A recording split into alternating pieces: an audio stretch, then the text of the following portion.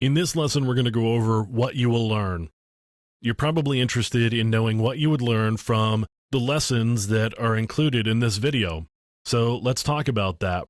Well, there's a broad range of topics, mostly because forensics, particularly computer forensics, requires a pretty broad background in technology and understanding systems so that you know where it is that you're going to be looking for evidence as you're going through an investigation.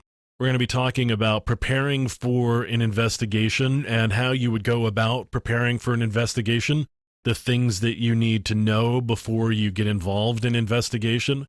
We're going to be talking about ethics because ethics is really important for a forensic investigator, if not simply because if you are called to be an expert witness for the forensic examination that you have performed, those ethics are going to be really important so that you are believable as an expert witness. We're going to be talking about evidence acquisition, where you can find pieces of evidence and how you would go about acquiring that evidence and pulling it apart and seeing what's actually there.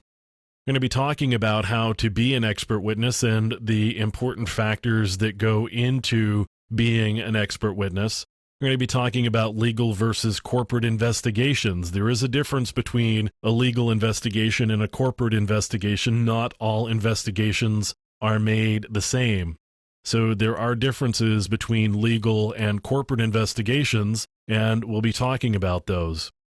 There's a lot of technical material here. We're going to be talking about forensic tools, how they are used, and how they operate. So tools like ProDiscover, FTK, and Encase, which are all commercial tools. We're also going to be going over some freeware tools like SleuthKit, as well as the Deft Linux distribution that's designed specifically for things like forensic examinations. We're going to be talking about wireless networks.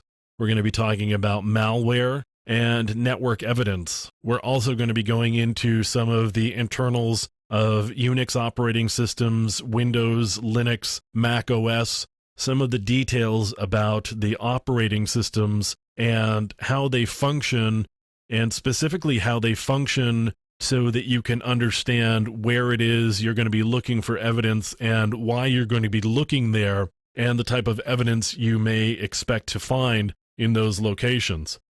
So when we're talking about operating systems, we're talking about file systems. We're going to be talking about where the files are located, how they're stored. We're going to be talking about virtual memory, program operation, specifically when we get to malware analysis. We're going to be talking about how programs operate. We're going to be talking about partitions, as well as deleted files and recovery of the information that was stored in those deleted files. Hidden data.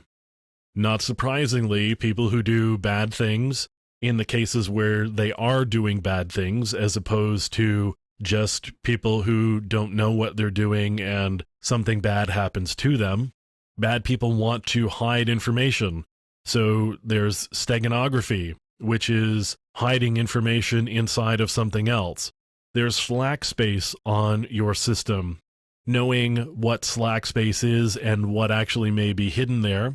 And we're going to be talking about hidden partitions.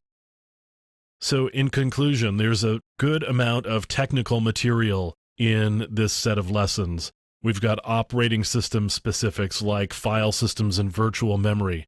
And we're going to be talking about recovering hidden data.